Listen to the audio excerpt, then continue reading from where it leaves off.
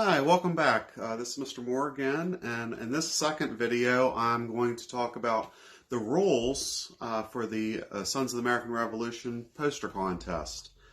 This year's annual theme is Revolutionary War Event and Events. So be careful if you Google this, do not use any of the examples that are for Revolutionary War person or persons.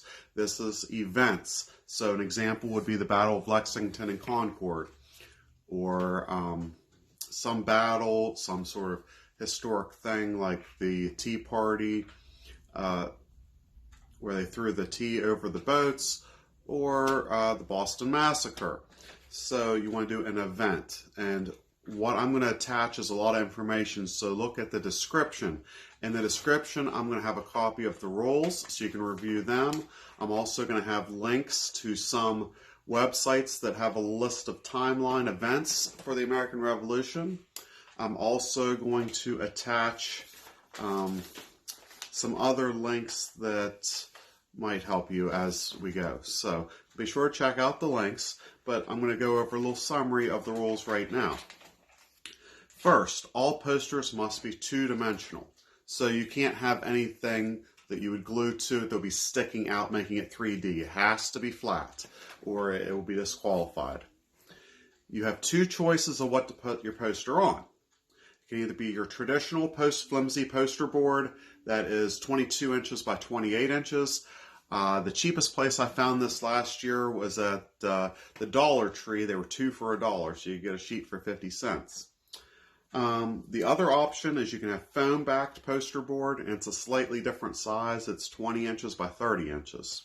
So those are your two options. It has to be on one of those two types of paper. It can be on white paper or colored paper, but if you're going to color, I would say white would be the best. So you cannot have your name on the front of the poster, or you'd be disqualified that way. There's no influence on the judges. Put your name on the back of the poster. You're allowed to have some computer-aided graphics, but it's very touchy there. You can't cover more than half of your poster with computer-aided things. Now, if you do use computer-aided, you're going to have to use something like the art program in there, and it has to be original. You can't use clip art or images from online. I've told people in the past maybe they could trace it. No one's going to know if you traced it. That'll be fine. But don't just print something off the internet and paste it on there. No copyrighted material. So you're going to want to come up with what I tell people is I would have a picture. Try to draw a picture of the event. Maybe if you're doing the Boston Tea Party, you'd show a ship with throwing barrels of tea off. And then I'd have some information about that too. So have some sections of writing with what you've done to research this. Now don't just copy it off the internet. Use your own words, rewrite things. And have a big title on it would be good. Again, names on the back. So how are we going to judge these?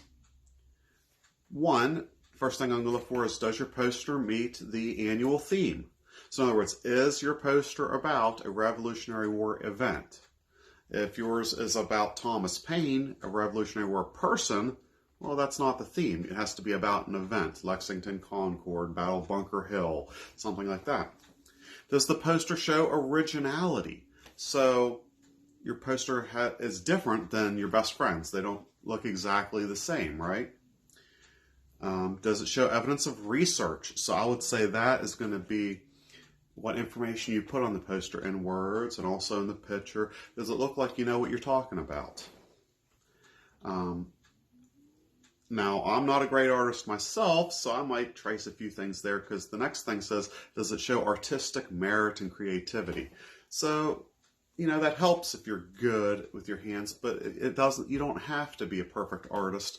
Just, try your best to be neat, take your time.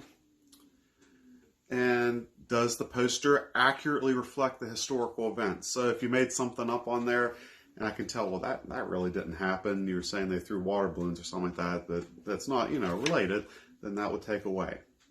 And is the poster neat and visually pleasing? So you're not going to be just slopping everything down, because your poster's going to get thrown out immediately because it's not pretty like the others. So these rules are going to be in a link down below. Also, I have a couple other links that are going to help you find examples that people have done for this contest in the past. You'll be able to find at Google, and also some list of events that you might want to pick. So first thing you want to do is go out and pick an event.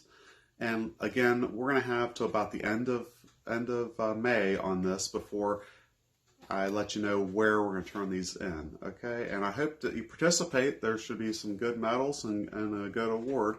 And if nothing else, you'll learn something. It'll be fun. You have plenty of time now away from school.